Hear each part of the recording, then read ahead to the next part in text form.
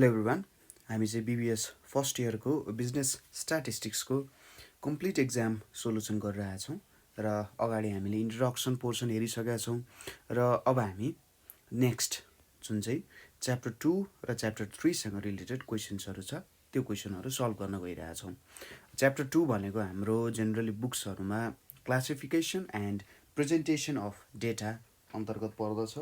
अब यो क्लासिफिकेसनहरूमा frequency distribution, table कसरी बनाउने, discrete frequency distribution, class distribution आदि इत्यादि कुराहरू अरू धेरै कुराहरू आउँछ। त्यसै गरी डायग्रामेटिक एन्ड ग्राफिकल रिप्रेजेन्टेसनमा बार ग्राफ्स, 2 डाइमेन्सनल अथवा एरिया डायग्राम्सहरू, टाइम सिरिजको ग्राफहरू, फ्रिक्वेन्सी डिस्ट्रिब्युसनको ग्राफहरू आदि इत्यादि कुराहरू आउँछ है। र यो चाहिँ तपाईँहरूले हाम्रो थ्योरीको भिडियोहरूमा अझै डिटेलली हेर्न सक्नुहुन्छ। हामी यहाँ चाहिँ अहिलेसम्म सोधिएको क्वेसन्सहरू सल्भ गर्छौँ है त। ल अब यो भिडियोमा पनि हामीले यसपछि आउने भिडियोमा पनि 2-3वटा पार्ट गरेर हामी यसलाई बनाउँछौँ। ल क्वेसनहरू सल्भ गरौँ है त। सुरुमा केही थ्योरीको क्वेसन्स रिलेटेड क्वेसन्सहरू हेरौँ। सुरुमा छ हाम्रो what is the meaning of data, classification of data in statistics. अब यो क्वेसनको एन्सर लेख्दाखेरि क्वेसन छ जम्मा 2 मार्क्सको। जेनरली तपाईँले सल्भ गर्दाखेरि कसरी गर्ने भन्दा पोइन्ट्समा लेख्न खोज्ने एन्सर्सलाई, ताकि धेरैभन्दा धेरै र युनिक पोइन्ट्सहरू भइसकेपछि एन्सर राम्रो हुन्छ। र यदि त्यसको डायग्राम बनाउन सकिन्छ भने त्यो अझै राम्रो हुन्छ है त। पोइन्ट्स र डायग्राम्सको फर्ममा हामीले लेख्नुपर्ने हुन्छ। अब सुरुमा हामीले के को बारेमा भन्नु पर्यो त भन्दाखेरि क्लासिफिकेसन अफ डेटा भनेको के हो है त। सुरुमा यसको एन्सर लेख्नुपर्ने हुन्छ। क्लासिफिकेसन अफ डेटा भनेको हाम्रो process of arranging the data into groups or classes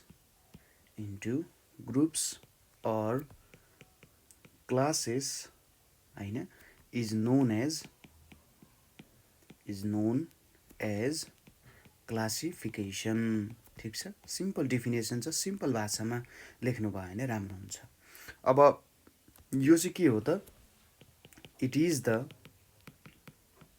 first step of tabulation. जुन टेबलमा तपाईँ डेटा बनाउनुहुन्छ त्यो टेबलमा डेटा बनाउनु अगाडि जुन फर्स्ट स्टेप अथवा पहिलो चरणमा तपाईँले डेटाहरूलाई क्लासिफाई गर्नुहुन्छ। क्लासिफाई गरिसकेपछि के सजिलो भन्दा डेटामा हेडिङ्स अनुसार हामीलाई राख्न सजिलो हुन्छ। ठिक छ। अब यतिमा जेनरली स्टुडेन्टहरूले छोडिदिनुहुन्छ। यतिमा छोड्नुभन्दा पनि हामीले 2 मार्क्सको लागि अझै केही कुराहरू लेख्यो भने चाहिँ 2 मार्क्स हाम्रो लगभग के हुन्छ त, स्योर हुन जान्छ।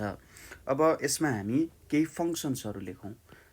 यहाँनिर हाम्रो क्लासिफिकेसन अफ डेटाको केही फङ्सन्सहरू, यसलाई तपाईँले the main functions of classification are भनेर लेख्न सक्नुहुन्छ। पहिलो के छ त, पहिलो भनेको हाम्रो ए नम्बरमा it condenses the data. It condenses the data. Condenses भन्नुको मतलब डेटालाई कम्प्याक्ट बनाउने काम गर्छ। क्लासिफिकेसन हुनुभन्दा अगाडि डेटाहरू छरिएर रहेको हुन्छ। क्लासिफिकेसन गरिसकेपछि डेटा कन्डेन्स हुन्छ। कन्डेन्स हुनुको मतलब डेटा घट्ने होइन, के हुन्छ त, यसले आफ्नो एउटा सर्टेन नेचर अनुसारको के पाउँछ त, ग्रुपिङ पाउँछ, त्यो भन्न खोजा हो। त्यसै गरी इट फेसिलिटेट्स कम्पेरिजन्स। अब तपाईँहरूले कम्पेरिजन्स गर्न पनि सक्नुहुन्छ, किनभने क्लासिफाई गरिसकेपछि एउटा र अर्को कम्पेरिजन गर्न सक्नुहुन्छ। हाइट क्लासिफिकेसन गरेपछि हाइट कम्पेरिजन गर्न सक्नुहुन्छ। वेट क्लासिफाई गरिसकेपछि वेट कम्पेरिजन्सहरू गर्न सक्नुहुन्छ। Helps to study relationships. अब एउटा डेटाको अर्कोसँग कस्तो खालको रिलेसनसिप्स छ भन्ने कुराहरू पनि हामीले स्टडी गर्न सक्छौँ। अब रिलेसनसिप्सहरूको लागि हामीसँग स्ट्याटिस्टिक्समा धेरै प्रकारको टुल्सहरू छ। त्यो टुल्सहरू युज गरेर हामीले रिलेसनसिप्स जस्तै कोरिलेसन हैन, कोभेरियन्स, रिग्रेसनहरू आदि इत्यादि कुराहरू हामी युज गर्न सक्छौँ। त्यसै गरी इट फेसिलिटेट्स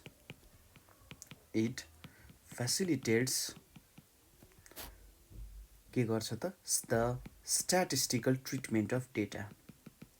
यसो यो पोइन्टले के भन्न खोज्यो त भन्दाखेरि हामीले त्यसपछि जति बेला हामीले क्लासिफिकेसन गर्छौँ, क्लासिफिकेसन गरिसकेपछि हामीलाई स्ट्याटिस्टिक्सको फर्मुलाजहरू अथवा स्ट्याटिस्टिक्सको इक्वेसन्सहरू युज गर्न एकदमै सजिलो हुन्छ भनेर यसले भन्न खोजिरहेछ।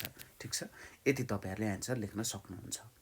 अब नेक्स्ट क्वेसनमा जाउँ। Differentiate between exclusive class and inclusive class, how can you change inclusive classes into exclusive classes. सुरुमा यसमा तपाईँहरूले के गर्ने भन्दा एक्सक्लुसिभ क्लास इन्टरभलको डेफिनेसन अनि एउटा सानो एक्जाम्पल दिने, त्यसपछि इन्क्लुसिभ क्लास इन्टरभल लेख्ने, त्यसको एउटा सानो एक्जाम्पल दिने र एउटालाई अर्कोमा कसरी चेन्ज गर्न सकिन्छ त्यो कुरा तपाईँहरूले लेख्न सक्नुहुन्छ। सुरुमा हामीले के लेखौँ यहाँनिर भन्दा एक्सक्लुसिभ क्लास इन्टरभल भनेर छ। अब एक्सक्लुसिभ क्लास इन्टरभलमा के आउँछ त इफ द हाम्रो अप्पर लिमिट के त हाम्रो अप्पर लिमिट भनिसकेपछि कस्तो भयो त भन्दा कुनै पनि डेटाको अप्पर लिमिट र के हुन्छ लोवर लिमिट हुन्छ। If the upper limit of each class interval of each class interval is excluded in that class। ठीक छ, एक्सक्लुडेड भनेको तपाईहरुलाई थाहा नै छ होला। एक्सक्लुड गर्नु भनेको के हो त इन्क्लुड नगर्नु। जस्तै तपाईले एउटा पिकनिक प्रोग्राम गर्नुभयो, पिकनिक प्रोग्राममा Ram is excluded from the picnic program. Ram चाहिँ पिकनिकमा एक्सक्लुडेड छ भन्नुको मतलब राम पिकनिकमा इन्क्लुड छैन अथवा राम पिकनिकमा तपाईहरुसँग जान पाउँदैन। अब अप्पर लिमिटलाई के गरिएको छ त यहाँनिर हेर्नुस् त, यसले के भनेको छ अप्पर लिमिटलाई चाहिँ एक्सक्लुड गरिन्छ इच क्लासमा भन्नुको मतलब अप्पर लिमिटलाई इन्क्लुड गरिँदैन। ठीक छ, if the upper limit of each class interval is excluded in that class then it's exclusive class interval। ठीक छ, यो भयो एक्सक्लुसिभ क्लास इन्टरभल। अब एक्जाम्पलको लागि हेरौँ हामीले एउटा सानो टेबल बनाउन सकिन्छ। सरी एउटा तपाईले टेबल बनाउन सक्नुहुन्छ। टेबल भनेको तपाईले जस्ट सिम्पल एउटा टेबल देखाइदिने, यहाँ एउटा यसरी टेबल छ भनेर तपाईले देखाइदिनु भयो भने जे होस् कुराहरु यहाँबाट बुझ्न सकिहालिन्छ, त्यस्तो गाह्रो पर्दैन है त। ठ्याक्कै के गर्ने एउटा टेबल बनाइदिने, त्यो टेबलमा डेटाहरु राख्दिने ताकि बुझ्न सजिलो होस् हैन, त्यति कुरा हो। जस्तै यतापट्टि हामीले के राख्यौं भन्दा मार्क्स भनेर राख्यौं, यतापट्टि हामीले के भनेर राखौं स्टुडेन्ट्स अथवा हामीले राख्न सक्ने भनेको नम्बर अफ स्टुडेन्ट्स भनेर राख्यौं है त। अब मार्क्स अथवा नम्बर अफ स्टुडेन्ट्स सपोज यहाँनिर कतिजना हुनुहुन्छ 10 हुनुहुन्छ, यहाँ 40 हुनुहुन्छ, यहाँ 30 हुनुहुन्छ, यहाँ 20 हुनुहुन्छ है। अब माथि हामीले के राख्यौं त 50 to 60 भनेर राख्यौं, त्यसपछि 60 to 70 भनेर राख्यौं, 70 to 80 भनेर राख्यौं र यहाँनिर 80 to 90 भनेर राख्यौं।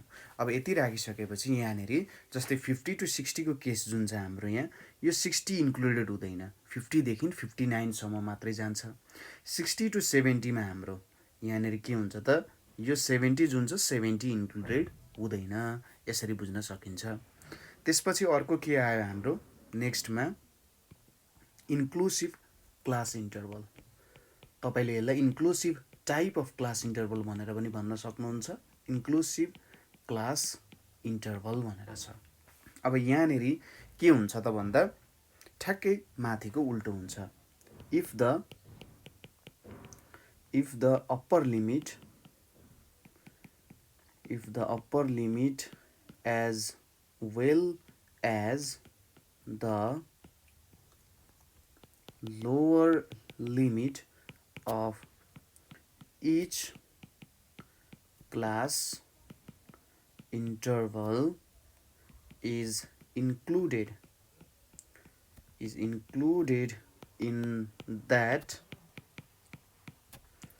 class interval, then it's an inclusive type of class interval. ठिक छ, त्यति बेला चाहिँ यो के हुन्छ, एउटा inclusive type of class interval हुन्छ। यसको लागि माथिकै जस्तो एउटा टेबल बनाउन सकिन्छ। सिम्पल कुरा हुन्छ, माथिकै जस्तो तपाईँले ठ्याक्कै टेबल बनाउने, थोरै एउटा डेटामा मात्र के हुन जान्छ त, फरक हुन जान्छ। मैले यसलाई नै लिएँ है, सेम टाइप अफ इक्जाम्पल, मैले यसलाई मेटाइदिएँ यतिपट्टि, हाम्रो यो भित्रको डेटाहरूलाई ठ्याक्क मैले मेटाइदिएँ भने जे होस् यहाँबाट बुझ्न सकिन्छ है त। हेरौँ है त। अब यहाँनिर मैले के लेखेँ, 50 to 59 भनेर लेखेँ, 60 to 69 भनेर लेखेँ, अनि 70 to 79 भनेर लेखेँ, र 80 to 89 भनेर लेखेँ।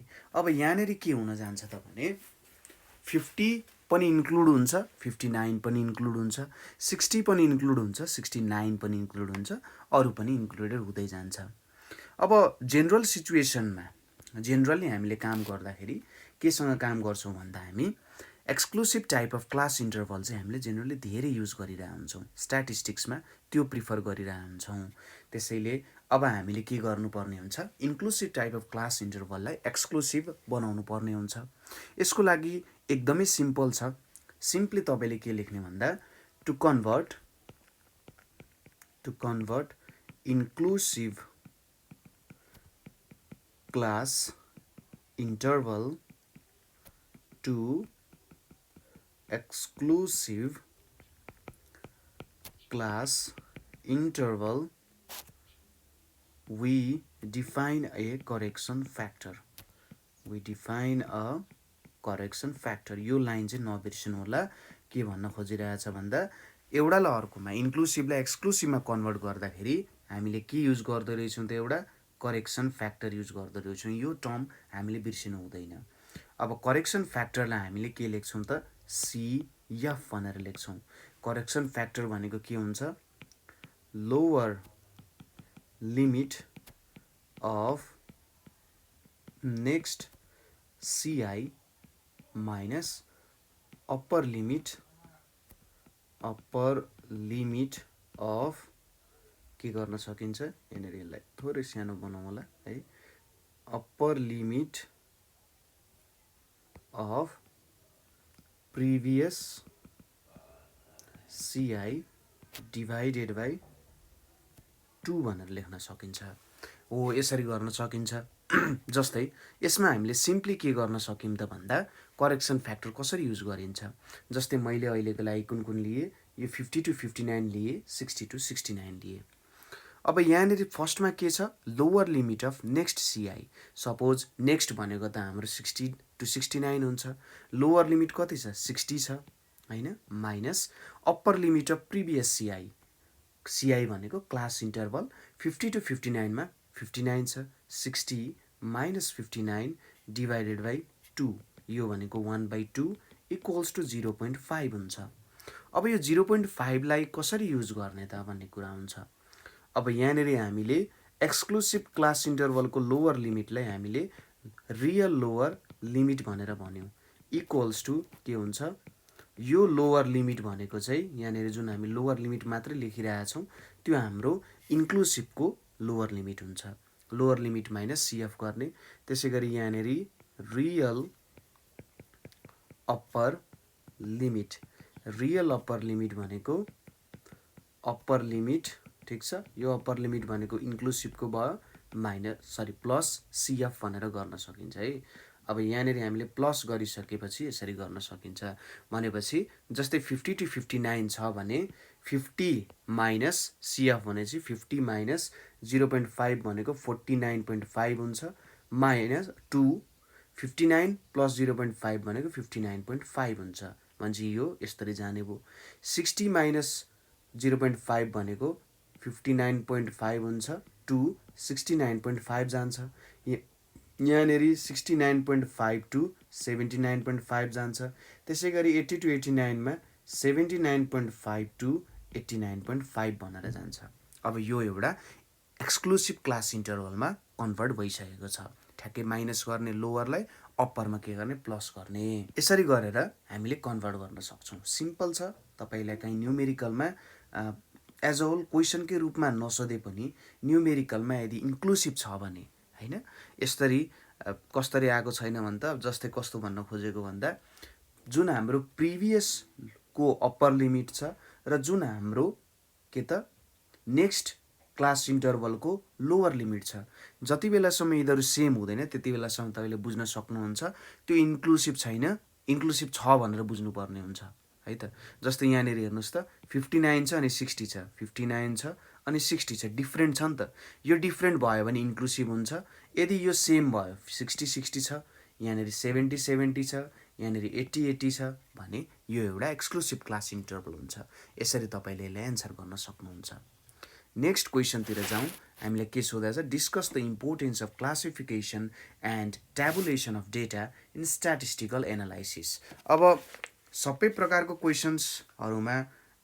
हामीले ट्याबुलर फर्म अथवा एउटा पोइन्ट वाइज फर्ममै लेख्न सकिन्छ भन्ने छैन अब यो क्वेसन 2072 मा सोधेको छ ओल्ड फर्मेट अनुसार 5 मार्क्सको क्वेसन हो है अब दुईटैको इम्पोर्टेन्सलाई तपाईँले बुझाउनु पर्ने हुन्छ ठिक छ सुरुमा एउटा डेफिनेसनको रूपमा पनि तपाईँले जान सक्नुहुन्छ अथवा सिधै त्यसको इम्पोर्टेन्स एक्सप्लेन गरे पनि त्यस्तो केही पनि फरक पर्दैन ठिक छ तपाईँले के तरिकाले पनि जानु सक्नुहुन्छ त भन्दाखेरि एउटा भयो पोइन्ट वाइज फर्मेटमा पनि जान सक्नुहुन्छ हैन पोइन्ट वाइज लेख्नु भयो भने त झनै बेटर हुन्छ ठिक छ हो त्यस्तो गयो भने राम्रो हो अथवा तपाईहरुले के पनि गर्न सक्नुहुन्छ त भन्दाखेरि प्याराग्राफ फर्ममा पनि लेख्न सक्नुहुन्छ ठिक छ कुनै एउटा तरिकाले तपाईले जान सक्नुहुन्छ अब हामी यसको इम्पोर्टेन्स लेख्ने ट्राई गरौँ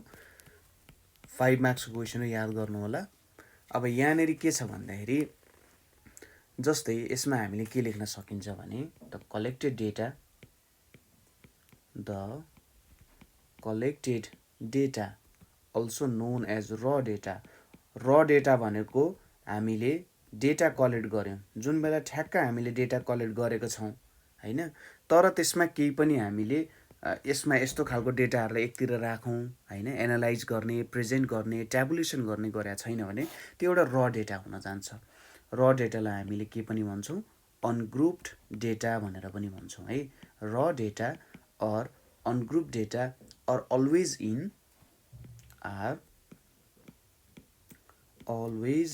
इन कस्तो फर्म अनअर्गनाइज्ड ठीक छ कस्तो फर्ममा हुँदो रहेछ unorganized form and need to be organized and presented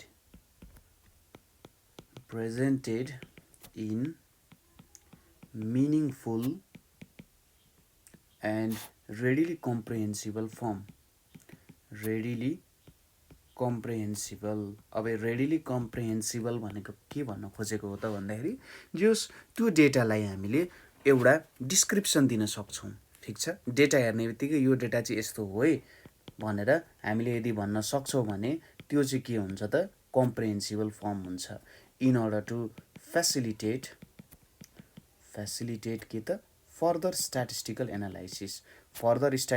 analysis भनिसकेपछि के हुन जान्छ त हामीले स्ट्याटिस्टिकल टुल्सहरु युज गरेर यसलाई एनालाइज गर्न सक्छौं भन्ने कुरा हो it is therefore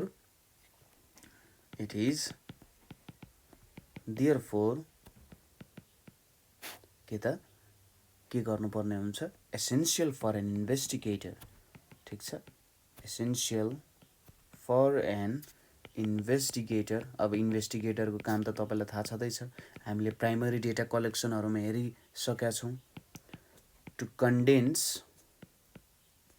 a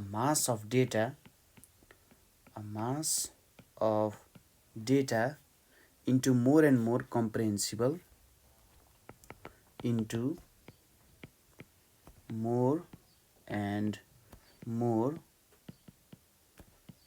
comprehensible के त कस्तो फर्ममा comprehensible and capable of being assimilated and capable of being assimilated form यस्तो लेख्न सकिन्छ।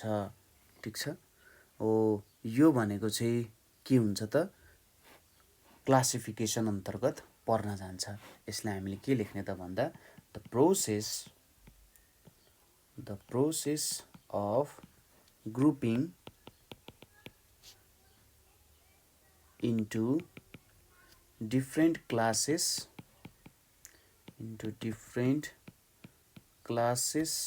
or subclasses according to some characteristics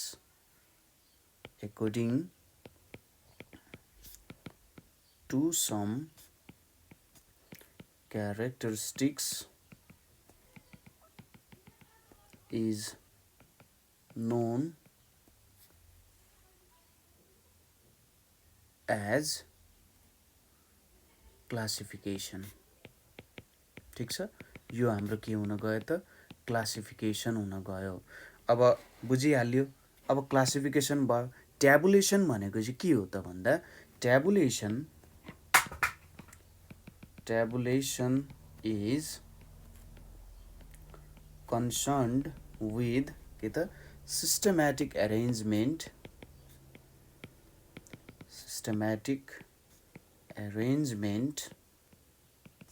and presentation of classified data। अब तपाईहरुले CID को फिल्महरु धेरै हेर्नु भएको छ नि त, क्लासिफाइड डेटा भनेको सिक्रेट डेटा भनेर पनि बुझिन्छ। तर यहाँनेरि चाहिँ हामीले के बुझ्नु पर्यो भन्दा क्लासिफाइड डेटा भनेको सिम्पली उसले के भन्न खोजिरहेछ, जुन डेटा चाहिँ क्लासिफाई भइसकेको छ त्यसलाई हामीले क्लासिफिकेसन भनेर भन्न सकिन्छ। अब हामीले यहाँनेरि अर्को एउटा पोइन्ट पनि के दिन सकिन्छ भने एउटा इम्पोर्टेन्ट पोइन्ट भनेको classification is the first step of tabulation भनेर पनि लेख्नु होला। अगाडि पनि हामीले यो भनिसकेका छौँ, यो हामीले लेख्न सकिन्छ। ठिक छ। अनि त्यसपछि तपाईहरुले के गर्न सक्नुहुन्छ, केही एक्जाम्पल्सहरु दिनु यसको। ठिक छ। केही एक्जाम्पल्सहरु दिन सक्नुहुन्छ। म एक्जाम्पल्स तपाईहरुलाई भनिदिन्छु, त्यो अनुसार तपाईहरुले आफ्नै तरिकाले मिलाउन सक्नुहुन्छ। ठिक छ। जस्तै कुनै पनि पोस्ट अफिस छ। ठिक छ। यहाँनेरि एउटा मसँग पोस्ट अफिस छ। अब यो पोस्ट अफिसमा त के आउँछ त, पोस्ट अफिसमा यहाँनेरि लेटर्सहरु आउँछ। ठिक छ। पोस्ट अफिसमा के आउँछ, लेटर्सहरु आउँछ। अब यो लेटर्सहरुलाई के को आधारमा क्लासिफाई गरिन्छ त, यो लेटर्सहरुलाई क्लासिफाई गर्ने भनेको चाहिँ डेस्टिनेसन्सहरुको आधारमा क्लासिफाई गरिएको हुन्छ। ठिक छ। अब कुनै लेटर पोखरा जाने हुन सक्छ, कुनै लेटर काठमाडौँ आउन हुन सक्छ, कुनै लेटर लमजुङ जुम्ला जान सक्ने हुन सक्छ। हो, त्यो डेस्टिनेसन्स अनुसार लेटर्सलाई क्लासिफाई गरिन्छ। लेटर सुरुमा पोस्ट अफिसमा आउँछ, पोस्ट अफिसमा आएको लेटर्सहरुलाई आफ्नो डेस्टिनेसन्स अनुसार के गरिन्छ, क्लासिफाई गरिन्छ र त्यसलाई त्यसपछि ट्याबुलेसन पनि गर्न सकिन्छ। ठिक छ। त्यसपछि अर्को कुरा भनेको सपोज तपाईहरुले के गर्नुहुन्छ त, BBS को स्टडी गरिराख्नु भएको छ हैन, तपाईहरुले BBS पढिराख्नु भएको छ। अब BBS पढिराख्दाखेरि यो BBS त तपाईले TU बाट पनि पढ्न सक्नुहुन्छ, पूर्वाञ्चलबाट पनि पढ्न सक्नुहुन्छ, पोखराबाट पनि पढ्न सक्नुहुन्छ, KU बाट पनि पढ्न सक्नुहुन्छ। अब मसँग BBS पढ्ने स्टुडेन्ट्सहरुको के छ त, एउटा डेटा छ। ठिक छ। अब मैले यसलाई पोखरा युनिभर्सिटीको स्टुडेन्ट हो कि, TU को हो कि, PU को हो कि, KU को हो कि, त्यो अनुसार मैले क्लासिफाई पनि गर्न सक्छु। ठिक छ। हो, त्यो पनि एउटा क्लासिफिकेसनै भयो। अर्को के हुन सक्छ, सपोज मसँग एउटा पिपलको डेटा छ हैन, मान्छेहरुको डेटा छ, उनीहरुको विभिन्न कुराहरुको। अब उनीहरुलाई म कास्ट अनुसार ब्राह्मण हो कि, क्षेत्री हो कि, तामाङ हो कि हैन, राई हो कि, आदि इत्यादि यसरी हामीले क्लासिफाई गर्न सकिन्छ। ठिक छ। उनीहरुको के कास्ट हो अथवा जेन्डर के हो अथवा उनीहरुको एजुकेसनको लेभल के हो त्यो अनुसार के गर्न सकिन्छ, क्लासिफाई गर्न सकिन्छ। ठिक छ। अब हामीले क्लासिफाई गर्यौं, यो डेटाहरूलाई क्लासिफाई गरिसकेपछि अब हामीले यसमा के बुझाउने कोसिस गरिरहेछौँ भन्दाखेरि क्लासिफिकेसन पछिको स्टेप्स जुन छ हो त्यसलाई हामी बुझाउँछौँ। हामीले के भन्छौँ त्यसपछि भन्दा when the collected data are arranged and classified when the corrected data are arranged and classified then they are converted to tabular form। त्यसपछि त्यो क्लासिफाई गरिएको डेटालाई ट्याबुलर फर्ममा राखिन्छ। फर के को लागि त पहिलो भनेको मेकिङ इट कम्प्रेहेन्सिबल पढ्न सजिलो होस् डेटाहरूलाई। दोस्रोमा भनेको कन्डेन्सिङ डेटा कन्डेन्स्ड फर्ममा राख्न सकियोस्। Condensing data to find relationships among data, ठिक छ, to find relationships among data हो। यस्तो कुराहरूको लागि हामीले के गर्छौँ त ट्याबुलेसनहरू त्यसपछि गर्छौँ, ठिक छ। र यति लेखिसकेपछि तपाईँको एन्सर पनि कम्प्लिट हुँदै जान्छ। इक्जाम्पल्स पनि दिनुभयो, यत्रो पनि लेख्नुभयो तपाईँहरूले, होइन, हो यसरी तपाईँहरूले एन्सर दिन सक्नुहुन्छ। नेक्स्ट क्वेसनतिर जाउँ। What are the objectives of classification, discuss different types of classification. अब 2066 सोधिएको क्वेसन हो यो, जम्मा जम्मी 10 मार्क्सको लागि सोधिएको क्वेसन छ। अब objectives of classification point wise लेख्न सक्नुहुन्छ। त्यसपछि टाइप्स अफ क्लासिफिकेसन पनि भयो। हो त्यो कुरालाई तपाईँहरूले एकदम राम्ररी डिस्क्राइब गरेर लेख्नुभयो भने एकदम राम्रो हुन्छ, ठिक छ। ल सुरुमा सिम्पली हामी अब्जेक्टिभ्स अफ क्लासिफिकेसन लेखौँ। सुरुमा तपाईँले डेफिनेसन दिन सक्नुहुन्छ। के हो त क्लासिफिकेसन भनेको, यसको डेफिनेसन लेख्नु होला। हामीले माथि पनि लेखेका थियौँ त्यो डेफिनेसन लेख्ने। त्यसपछि नेक्स्ट पोइन्टमा के लेख्न सक्नुहुन्छ भन्दा the objectives of classification are the objectives of classification are भनेर लेख्ने, अब्जेक्टिभ्सहरू लेख्ने। पहिलो के छ भन्दा टु इलिमिनेट अननेसेसरी डिटेल्स भनेर छ, ठिक छ। To eliminate unnecessary details. यो अननेसेसरी डिटेल्सहरूलाई तपाईँहरूले के गर्न सक्नुहुन्छ, हटाउन सक्नुहुन्छ। नेक्स्टमा भनेको के हो त to reflect salient features of data. त्यो डेटाको केही फिचर्सहरू हुनसक्छ, इम्पोर्टेन्ट फिचर्सहरू हुनसक्छ। त्यो इम्पोर्टेन्ट फिचर्सहरूमाथि चाहिँ हामीले चिन्तन मनन गर्न सक्छौँ अथवा त्यो फिचर्सहरूलाई राम्ररी बुझ्न सक्छौँ, ठिक छ। त्यसै गरी अर्को भनेको to show clearly similarities and dissimilarities. अब मैले किन यति मात्रै भने त, किन सिमिल्यारिटिज र डिससिमिल्यारिटिज मात्रै भने त भन्दाखेरि जस डेटाहरूमा आउन सक्ने विभिन्न दुईवटा डेटा छ हामीसँग, त्यो दुईवटा डेटा बिचको सिमिल्यारिटिज के छ, के कुरामा उनीहरू सेम छन् र के कुराहरूमा भिन्न छन्, त्यो कुराहरूलाई पनि हामीले क्लियरली नै देखाउन सक्छौँ भनेर भन्न खोज्या हो, ठिक छ। त्यसै गरी टु क्रिएट होमोजेनियस क्लास, ठिक छ। होमोजेनियस क्लास भनेको एकै तरहको क्लासहरू हामीले क्रिएट गर्न सक्छौँ। एकै प्रकारको धेरैवटा डेटा छ भन्दा हामीले त्यसलाई एउटा विभिन्न क्लासमा उनीहरूको के कस्तो हो ग्रुपिङ, होइन, के अनुसार हेर्नुपर्ने त्यो अनुसार हामीले हाल्न सक्छौँ। त्यसै गरी अर्को कुरा भनेको के हो त भन्दा टु स्टडी डिफ्रेन्ट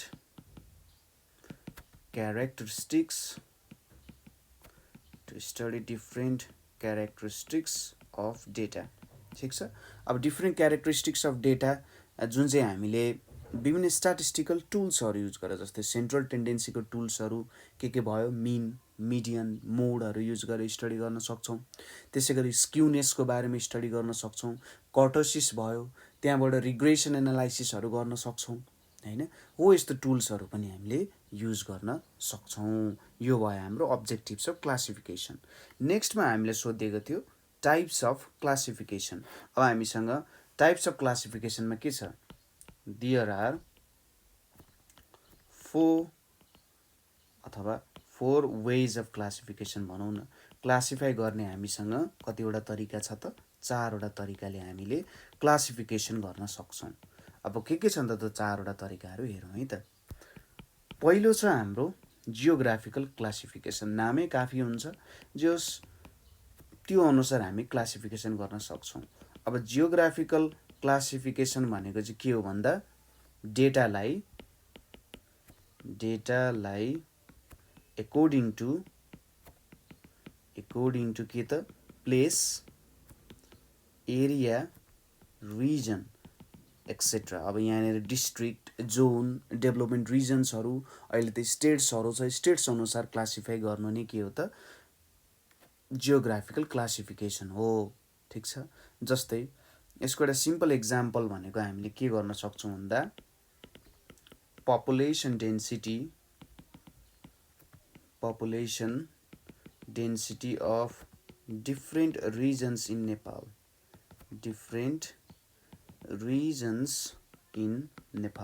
यसरी हामीले गऱ्यौँ भने यो एउटा जियोग्राफिकल क्लासिफिकेसन हुनसक्छ। सिम्पली तपाईँहरूले केही पनि गर्नु परेन, एउटा ट्याबुलर डेटा जस्तो बनाइदिने। डेटाहरू चाहिँ एक्ज्याक्ट हुनुपर्छ भन्ने छैन, एक्ज्याक्ट डेटा भयो भने त त्यो आफै राम्रो हुने भइहाल्यो। तर एक्ज्याक्ट डेटा छैन भने नो प्रब्लम, त्यसले खासै केही पनि प्रब्लम गर्नेवाला छैन है त। जस्तै यतापट्टि मैले इडिआर राखेँ, त्यसपछि सिडिआर राखेँ, त्यसपछि डब्लुडिआर भनेर राखेँ, त्यसपछि मिड वेस्टर्न डेभलपमेन्ट रिजन भनेर राखेँ, अनि त्यसपछि फाइनली के आयो त फार वेस्टर्न डेभलपमेन्ट रिजन भनेर आयो होइन। यसरी मैले के गर्न सक्छु, डेटाहरूलाई क्लासिफाई गर्न सक्छु। यहाँनिर मैले रिजन भनेर राखेँ र यहाँनिर पपुलेसन डेन्सिटी भनेर भयो। पपुलेसन डेन्सिटी जेनरली मेजर गरिन्छ पर स्क्वायर किलोमिटरमा। ठिक छ। अब यहाँनिर रिजन्सहरू के छ भन्दा इस्टर्न डेभलपमेन्ट रिजन छ, सेन्ट्रल डेभलपमेन्ट रिजन छ, वेस्टर्न डेभलपमेन्ट रिजन छ, मिड वेस्टर्न डेभलपमेन्ट रिजन छ, त्यसपछि फार वेस्टर्न डेभलपमेन्ट रिजन छ। अब यहाँनिर जस्ट केही डेटाहरू हालिदिने, 188 छ, यहाँनिर 293 छ, यहाँनिर 159 होला, यहाँनिर 78 होला, यहाँनिर 114 होला। यसरी हामीले राख्यौँ भने यो एउटा जियोग्राफिकल क्लासिफिकेसन हुन जान्छ। ठिक छ। यो पहिलो प्रकारको क्लासिफिकेसन भयो। अब दोस्रोमा हाम्रो के छ, क्रोनोलोजिकल क्लासिफिकेसन हुन्छ। क्रोनोलोजिकल क्लासिफिकेसन भनेको के त टाइमको आधारमा यदि हामीले क्लासिफिकेसन गर्छौँ भने, ठिक छ, टाइमको आधारमा हामीले यदि क्लासिफिकेसन गर्छौँ भने यसलाई चाहिँ हामी के भन्न सक्छौँ, क्रोनोलोजिकल क्लासिफिकेसन भनेर भन्न सकिन्छ। के आधारमा, टाइमको आधारमा अथवा टाइम भेरिएसनको आधारमा गरिने क्लासिफिकेसन। ठिक छ। टाइम भेरिएसनको आधारमा गरिने क्लासिफिकेसनलाई हामीले के भन्छौँ, क्रोनोलोजिकल क्लासिफिकेसन भन्छौँ। यसको एक्जाम्पल भनेको के हुन्छ, टाइम सिरिज डेटाहरू चाहिँ यसको के हो त क्रोनोलोजिकल क्लासिफिकेसन एउटा एक्जाम्पल हो। जस्तै यसको लागि पनि हामीले एउटा सिम्पल टेबल बनाऊँ है। एउटा सिम्पल टेबल अनुसार हामी यसलाई एक्सप्लेन गर्न सक्छौँ के कस्तो हो भनेर। सानो एउटा टेबलको फर्मेटमा क्रिएट गर्ने यहाँनिर, ल यहाँनिर भयो। त्यसपछि यतापट्टि मैले सपोज ल यसलाई कतिवटा भनौँ भने एउटा दुईवटा मै सँगसँगै टेबल बनाउँदा नि हुन्छ। टेबल आफ्नै आधारमा बनाउँदा नि हुन्छ। कत्रो टेबल बनाउने हो, कति डेटा राख्ने हो, त्यो चाहिँ तपाईँको टाइम अनुसार तपाईँले डिभाइड गर्न सक्नुहुन्छ। टाइम राम्ररी डिभाइड गर्नु होला। एक्जाममा कति लेख्ने, के लेख्ने भन्ने कुराहरू राम्ररी डिभाइड गर्नुभयो भने त सजिलैसँग तपाईँले गर्न सकिहाल्नुहुन्छ। यतापट्टि के छ भन्दा हाम्रो इयर छ है, यतापट्टि हाम्रो के छ, ग्रोथ रेट छ। पपुलेसन चाहिँ कति ग्रोथ रेट भइरहेको छ भन्ने कुरा हामी हेरिरहेछौँ। सपोज हामीले सुरु यहाँनिर 2001 लेख्यौँ, 1991 लेख्यौँ, 1982 छ अरे, त्यसपछि 2015 छ अरे, 2019 छ अरे, अनि 1800 छ अरे। लाजा अब 1800 सानोदेखि हेरौँ। यहाँनिर पपुलेसन ग्रोथ रेट कति थियो अरे? 3% थियो अरे। त्यसपछिको डेट कुन छ? 1982। 1982मा कति थियो अरे? 7.7% थियो अरे। 1991मा 10 वर्ष लगभग 9 वर्षमा चाहिँ यो 9.8%ले बढ्न गयो अरे। त्यसपछि 2001मा कतिले बढ्न गयो त भन्दा मैले त्यत्तिकै लेखिरहेको छु, जे होस् एकदम हाई रेट हुन्छ यो है, त्यही पनि यति बढिरहेछ भन्ने सोचौँ। सपोज धेरै बढेन अरे, 10.01%ले बढिरहेछ अरे। 2015मा एकैचोटि कति भयो अरे भन्दा 15%ले बढ्न थाल्यो अरे। 2019मा 16.66%ले पपुलेसन बढ्न थाल्यो अरे। अब जस्ट हामीले यहाँ के देखाउन खोजिरहेछौँ भने टाइम अनुसार के भइरहेछ, हाम्रो एउटा क्लासिफिकेसन हामीले गराएको छौँ। टाइम अनुसारको क्लासिफिकेसन गराएको छौँ भने क्रोनोलोजिकल क्लासिफिकेसन हुन जान्छ। ठिक छ। अब तेस्रो क्लासिफिकेसन आउँछ हाम्रो क्वालिटेटिभ क्लासिफिकेसन। क्वालिटेटिभ क्लासिफिकेसन भनेर आउँछ। अब कस्तो क्लासिफिकेसनलाई चाहिँ क्वालिटेटिभ क्लासिफिकेसन भनेर भनिन्छ? क्वालिटी भनिसकेपछि गुणको कुरा आउनु भयो हैन। क्वालिटी भनेपछि गुणको कुराहरू आउने भयो। त्यसैले यदि क्लासिफिकेसन हामीले के को आधारमा, अन द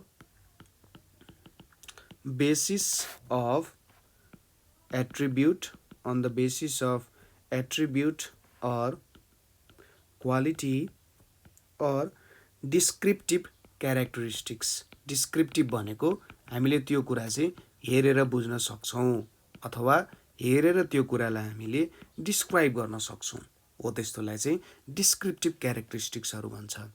र यसमा अर्को कुरा पनि के हुन्छ भन्दाखेरि and they cannot be numerically expressed. तिनीहरूलाई चाहिँ हामीले एउटा नम्बरको फर्ममा, ठिक छ, नम्बरको फर्ममा यदि एक्सप्रेस गर्न सकिँदैन भने त्यो एउटा क्वालिटेटिभ क्लासिफिकेसन हुन जान्छ। जस्तै यसको इक्जाम्पल्सहरू के होला? जस्तै सेक्स भयो, त्यसपछि नेसनालिटी भयो हैन, त्यसपछि अनेस्टी भयो, ठिक छ, त्यसपछि रिलिजन भयो। यस्तो कुरालाई हामीले न्युमेरिकल फर्ममा लेख्न सकिँदैन। ठिक छ। हो, यो भनेको चाहिँ क्वालिटेटिभ भयो है त। यो कुरा बुझ्यो? अब यहाँनिर कस्तो हुन्छ भने कुनै क्वालिटेटिभ क्लासिफिकेसन सिम्पल हुन्छ, कुनै चाहिँ धेरै हुन सक्छ। जस्तै यसको इक्जाम्पलको रूपमा अथवा हेर्दाखेरि एउटा हुन्छ सिम्पल अर टु फोल्ड भन्ने हुन्छ। ठिक छ। सिम्पल अर टु फोल्ड भनेको चाहिँ के हुन्छ त? टु सब डिभिजन्स हुन्छ। त्यसमा टु सब डिभिजन्स मात्रै हुन सक्छ। त्यसै गरी यसमा के अर्को के हुन्छ भन्दा म्यानिफोल्ड भन्ने हुन्छ। म्यानिफोल्ड क्लासिफिकेसनमा के हुन्छ त भन्दा नम्बर अफ क्लासेस हुन्छ यहाँनिर। एक्जाम्पलले ठ्याक्कै बुझ्न सकिन्छ। जस्तै सिम्पलको एक्जाम्पल यहाँनिर हेरौँ है त। एउटा सिम्पल क्लासिफिकेसन हामी हेर्न कोसिस गरिरहेछौँ भने सपोज पपुलेसन छ है, यो एउटा पपुलेसन भन्ने कुरा छ यहाँनिर। अब यो पपुलेसनमा हामीले के गर्न सक्छौँ? यसलाई हामी दुईटामा कन्भर्ट गर्न सक्छौँ। एउटा हामीले मेलमा कन्भर्ट गऱ्यौँ, अर्को हामीले फिमेलमा कन्भर्ट गरेर स्टडी गऱ्यौँ भने अब पपुलेसनलाई हामीले दुई भागमा डिभाइड गऱ्यौँ, एउटा मेलमा र एउटा फिमेलमा भने यो एउटा सिम्पल क्लासिफिकेसन भयो। ठिक छ। दुईटा सब डिभिजन मात्रै हुने भयो। अब म्यानिफोल्डतिर हामी जाने हो भने, ठिक छ, म्यानिफोल्डको हामी हेरौँ, इक्जाम्पल पनि लेख्नु होला। म्यानिफोल्डमा के छ भन्दा सपोज मैले पपुलेसन भनेर लिएँ, ठिक छ। अब मैले यहाँनिर पपुलेसन भनेर लिएँ। अब मैले पपुलेसनलाई चाहिँ एकातिर राखेँ हिन्दू, ठिक छ। मैले जुन पपुलेसन लिएको छु त्यो पपुलेसनलाई एउटा क्लासिफिकेसन गरेँ हिन्दू, अर्को क्लासिफिकेसन के गरेँ? मुस्लिम भनेर क्लासिफिकेसन गरेँ। ठिक छ। केमा क्लासिफिकेसन गरेँ? हिन्दू र मुस्लिम भन्ने क्लासिफिकेसन गरेँ। अब हिन्दूमा पनि के हुन्छ? मेल हुन्छ, ठिक छ, मेल हुने भयो, अनि के हुने भयो? फिमेल हुने भयो। मेल फिमेल दुइटै हुन्छ। ठिक छ। अब मेलमा एउटा मैले राखेँ सिङ्गल राखेँ, एस भनेको सिङ्गल, विवाह नभएको अहिलेसम्म। अर्को मैले के राखेँ, म्यारिड भनेर राखेँ, सिङ्गल र म्यारिड भनेर राखेँ, ठिक छ। त्यसै गरी यो सिङ्गल र म्यारिड त फिमेलमा पनि कि सिङ्गल हुन सक्छन् कि म्यारिड हुन सक्छन्। हो यसरी हेर्नुहोस् त, सुरुमा मैले दुईटामा डिभाइड गरेँ, फेरि हिन्दूमा पनि मेल फिमेल भयो, अनि मेल फिमेलमा पनि male single married, female single married हुने भयो। यसरी मैले एउटालाई धेरैवटामा कन्भर्ट गरेँ अथवा डिभाइड गरेँ भने त्यस्तो हुन जान्छ। मुस्लिममा पनि त्यही हुन्छ, मेल फिमेल होइन, मेल फिमेल हुने भयो, अथवा के हुने भयो त, मेल फिमेल पछि पनि सिङ्गल म्यारिड सिङ्गल म्यारिड होइन, मेल पनि सिङ्गल हुन सक्ने भयो, म्यारिड हुन सक्ने भयो, फिमेल पनि सिङ्गल हुन सक्ने भयो, म्यारिड हुन सक्ने भयो। यसरी चाहिँ यसलाई के भनिन्छ, यदि हामीले यसरी डिभाइड गर्दै लग्यौँ, ठिक छ, यसरी हामीले डिभाइड गर्दै लग्यौँ भने यो के हुने भयो त, म्यानिफोल्ड क्लासिफिकेसन हुने भयो, ठिक छ। एकदम मजाले बुझ्दै जानु होला है त। हामीलाई यो कुराहरू अहिलेको लागि मात्रै होइन, पछिसम्मको लागि चाहिन्छ भनेर हामीले सोच्नुपर्ने हुन्छ है। चौथोमा आउँछ हाम्रो अब फाइनल के छ, क्वान्टिटेटिभ क्लासिफिकेसन। अब हामी परिमाणमा जान्छौँ। क्वान्टिटेटिभ क्लासिफिकेसन भनेर छ।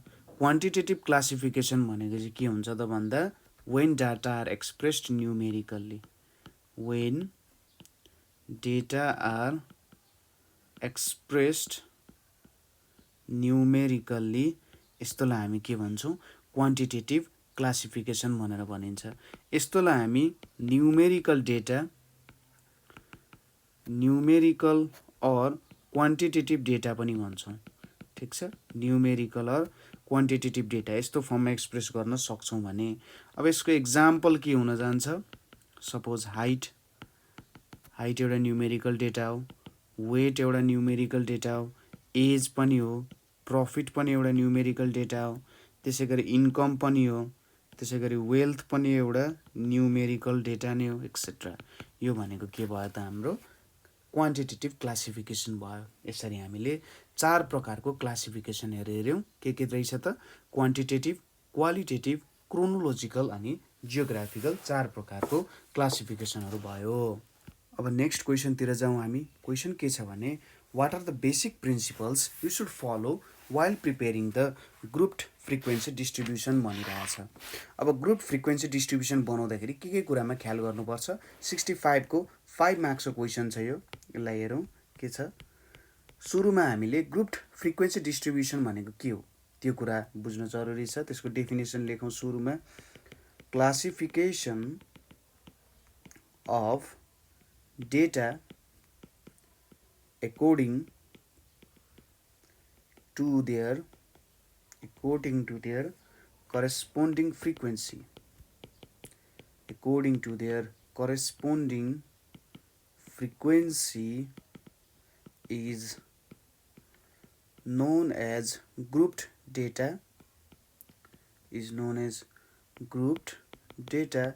and table consisting of grouped data and their corresponding frequency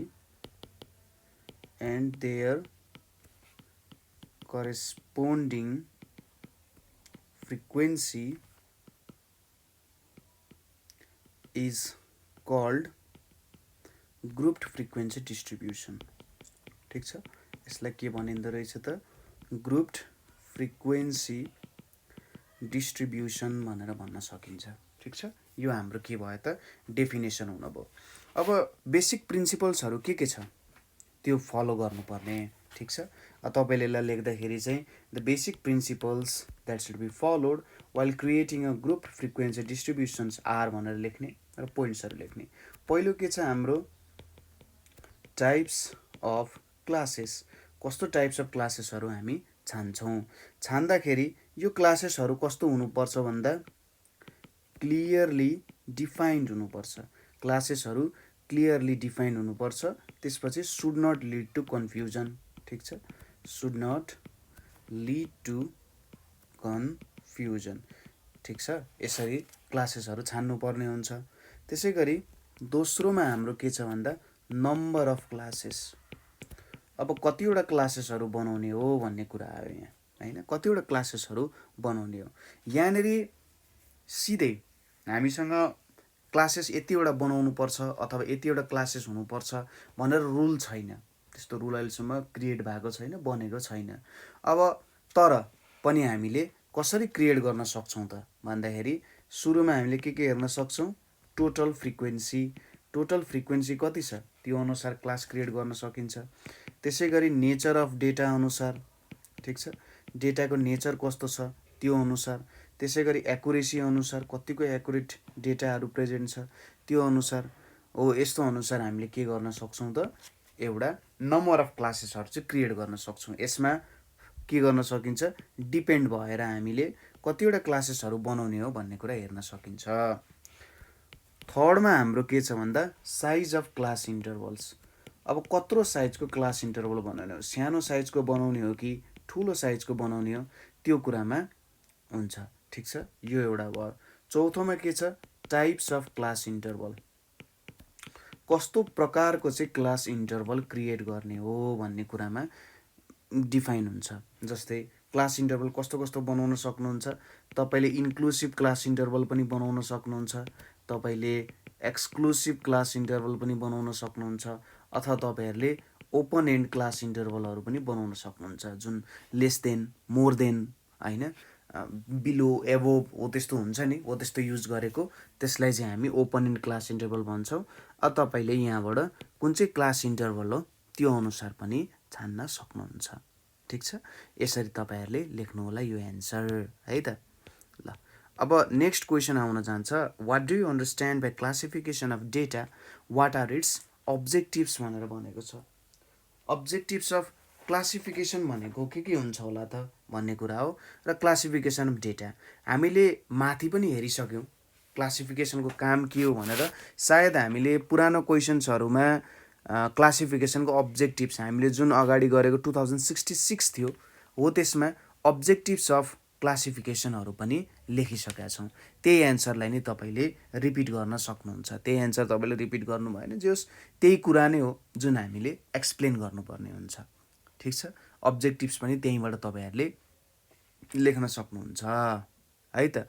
अब what do you understand by classification of data छ है। अब यो क्वेसन जम्मा जम्मी 10 मार्क्सको छ।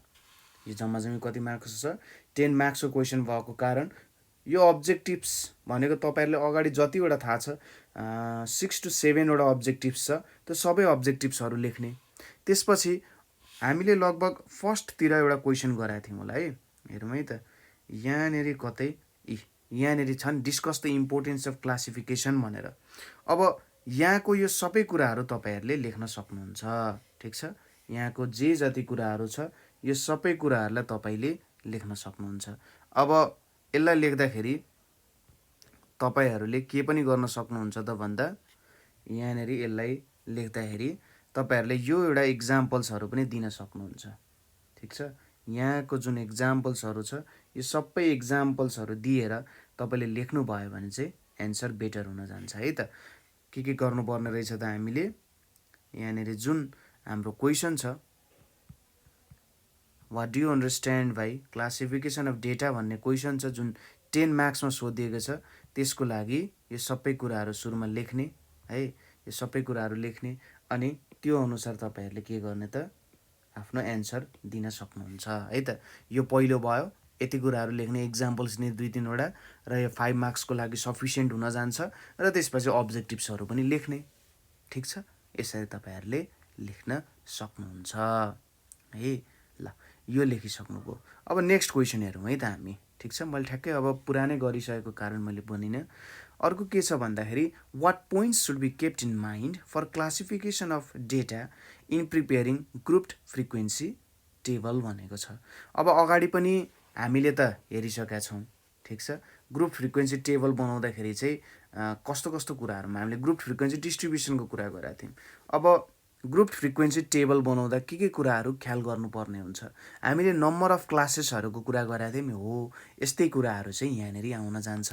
ठिक छ, त्यही कुराहरूलाई नि हामीले डिस्क्राइब गर्नुपर्ने हुन्छ यहाँनिर।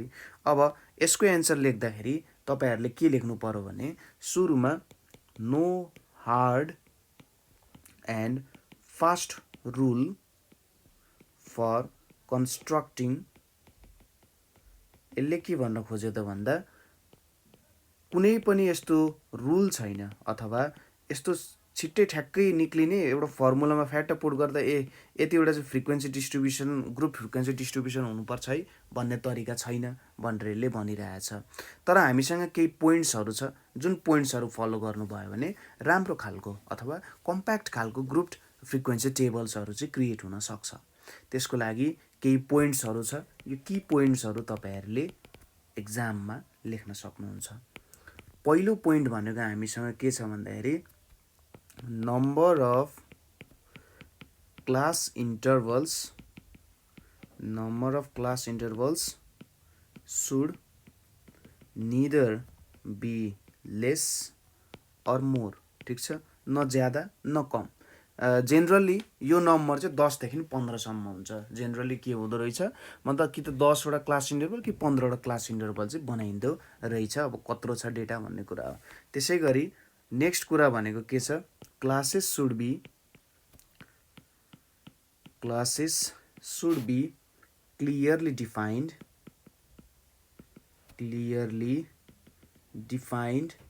exhaustive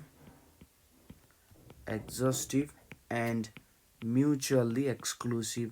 ठीक छ, कस्तो हुनु पर्यो, राम्ररी डिफाइन गरिएको हुनु पर्यो हैन, एक्जस्टिभ हुनु पर्यो र एउटा क्लास अर्को क्लाससँग टोटल्ली रिलेटेड हुनु भएन। यदि एउटा डाटा बिग्रियो अथवा एउटा डाटा चाहिँ हट्यो भने अर्को डाटालाई त्यसमा असर हुनु भएन। जस्तै मैले एउटा डेटा बनाएको छु जसमा के छ, नेम र एज छ। अब यो नेम भन्ने डेटा हरायो भने त यो एजको खासै भूमिका हुँदैन नि त हैन। एज हरायो भने ठिकै छ, नेम छ भन्ने कुरा हुन्छ। तर नेम हरायो भने एजको काम हुँदैन, यो म्युचुअल्ली एक्सक्लुसिभ भएन। तर म्युचुअल्ली एक्सक्लुसिभ बनाउने कोसिस गर्नुपर्छ है भनेर यसले भनिरहेछ।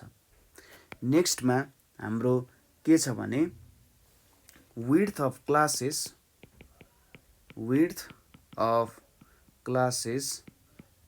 should be के हुनुपर्छ, equal as far as possible।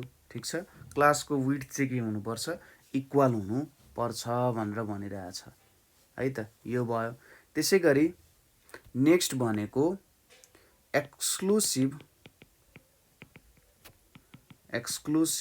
types of classes should be formed। ठीक छ, हामीले जेनरली एक्सक्लुसिभ टाइप अफ क्लासेसहरू चाहिँ फर्म गर्न ट्राई गर्नुपर्छ। त्यसैगरी open and classes should be avoided। ठीक छ, ओपन एन्ड क्लासेसहरू चाहिँ अभोइड गर्ने कोसिस गर्नुपर्छ। त्यसैगरी frequencies are obtained using tally bars। Frequencies are obtained using tally bars। यस्तो हुन्छ है त, यो कुराहरु नि बुझियो है। र अर्को एउटा पोइन्ट पनि तपाईले लेख्न सक्नुहुन्छ कि lower limit of first class should start with 0 or 5 or multiple of 5। ठीक छ, लोअर लिमिट फर्स्ट क्लास जुन हुन्छ अथवा फर्स्ट क्लास इन्टरभल जुन हुन्छ त्यसको लोअर लिमिट चाहिँ 0 अथवा 5 अथवा त्यसको मल्टिपल चाहिँ आउनुपर्छ है भनेर पनि तपाईहरुले लेख्न सक्नुहुन्छ। हो, यो भयो हाम्रो के भयो त, कुन कुन पोइन्ट्सहरू चाहिँ ग्रुप फ्रिक्वेन्सी टेबल बनाउँदा याद गर्नुपर्छ, यो भयो त। अब अर्को एउटा क्वेसन छ हाम्रो, what do you mean by false baseline, explain its utility in graphic representation of statistical data भनेर भनेको छ। ठीक छ, के भयो त, फल्स बेसलाइन भन्ने कुरा भयो। सुरुमा फल्स बेसलाइन भनेको के हो त्यो कुरालाई बुझौँ, त्यो अनुसार हामीले बुझ्न सकिन्छ। म सुरुमा एउटा सानो ग्राफ जस्तो बनाउँछु, त्यहाँनेरि भनिन्छ। जस्तै मैले यहाँनेरि एउटा ग्राफ बनाउँछु है त, सिम्पल खालको। सरी, मैले यहाँनेरि ल यसरी एउटा लाइन आयो, यहाँनेरि आयो है त। अब यो एउटा डेटा छ, यो मेरो स्टार्टिङ पोइन्ट भयो। यतापट्टि मेरो गइरहेछ 100 200 300 400 500 600 100 200 300 400 500 600 अब कस्तो छ अरे भन्दा यो मेरो इनिसियल 0 पोइन्ट भयो। अब मेरो डेटा सुरु हुनुपर्ने छ 300बाट। अब मैले आफ्नो ग्राफमा 100 200 सबै राखेँ भने त मेरो डाटाहरू अथवा मलाई टाइम कन्ज्युमिङ हुन्छ होइन, टाइम कन्ज्युमिङ पनि हुन्छ। मेरो डेटा सिधै 300देखि स्टार्ट भइरहेछ भने त मैले 300देखि स्टार्ट गरेँ भने मलाई सजिलो हुन्छ, टाइम कन्ज्युमिङ पनि भएन, ग्राफ पनि मैले धेरै बनाइराख्नु परेन। हुन त अब कम्प्युटरको जमाना छ अहिले, सजिलैसँग यो कामहरू गर्न सकिन्छ। तर पनि यदि मैले 300देखि नै स्टार्ट गर्न पाएँ भने त त्यो अझै बेटर हुन्छ नि त। ठिक छ, हो यति बेला चाहिँ मैले के युज गर्छु भन्दा यहाँनिर एउटा फल्स बेस लाइन भन्ने युज गर्छु। ठिक छ, यहाँ मैले के गर्छु, यो पोर्सनमा ठ्याक्कै यसरी मैले यहाँनिर यहाँसम्म मेटाइदिन्छु। ठिक छ, यहाँसम्म मेटाएर म यहाँदेखि एउटा यसरी एउटा बाङ्गो लाइन क्रिएट गरिदिन्छु। ठिक छ, यसलाई नै हामी के भन्छौँ त, फल्स बेस लाइन भनेर भन्छौँ। अब यसलाई थोरै डिस्क्राइब गर्ने कोसिस गरौँ है त। फल्स बेस लाइनलाई यहाँनिर के लेख्न सकिन्छ भन्दा the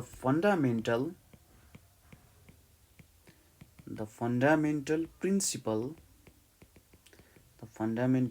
principal of drawing graph is that the vertical scale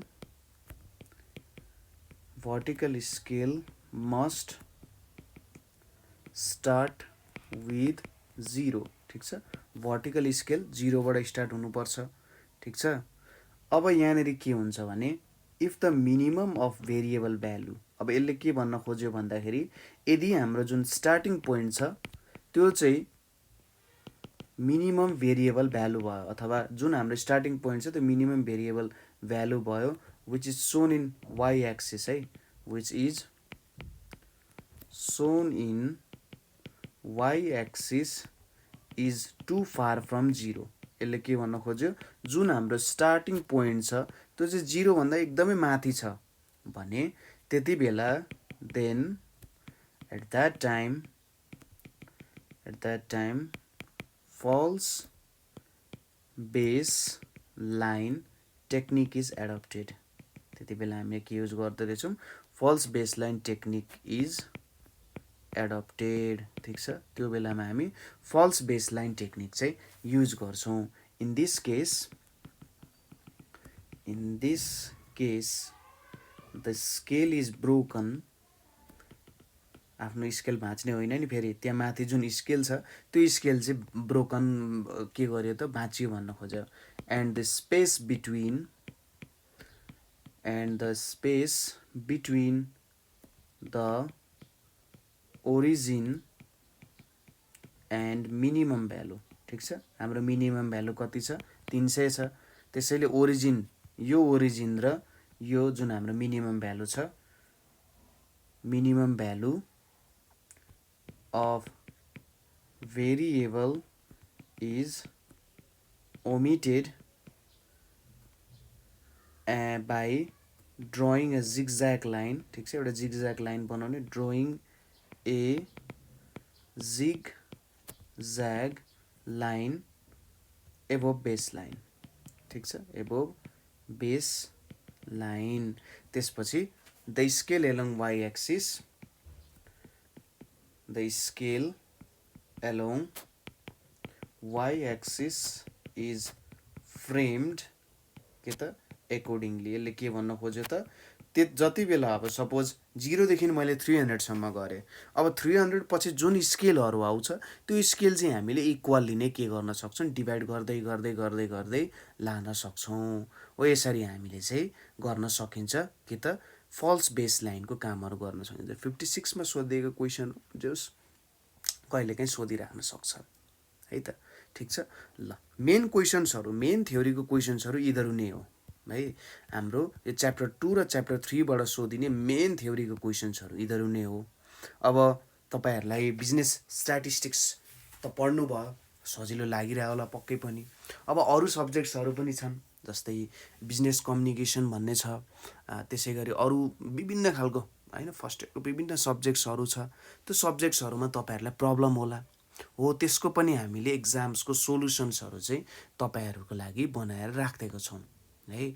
तपाईँहरूले नेपाल अनलाइन स्कुलमा जाने अनि प्लेलिस्टमा गएर बिबिएस फर्स्ट इयर अथवा सर्चमा गएर BBS first year Nepal online school भनेर लेख्नुभयो भने त्यहाँनिर तपाईँहरूले बिबिएसको फर्स्ट इयरको प्लेलिस्टहरू हेर्न सक्नुहुन्छ र सजिलैसँग पढ्न सक्नुहुन्छ। अब कुनै ठाउँमा बुझिएन भने, बुझ्न अप्ठ्यारो भयो भने, कुन चाहिँ ठाउँमा बुझ्न अप्ठ्यारो भयो भनेर तपाईँले हामीलाई कमेन्ट गर्न सक्नुहुन्छ। त्यसै गरी 9849595895 मा कमेन्ट गर्न सक्नुहुन्छ। ल, आजको लागि यति नै। Thank you for watching.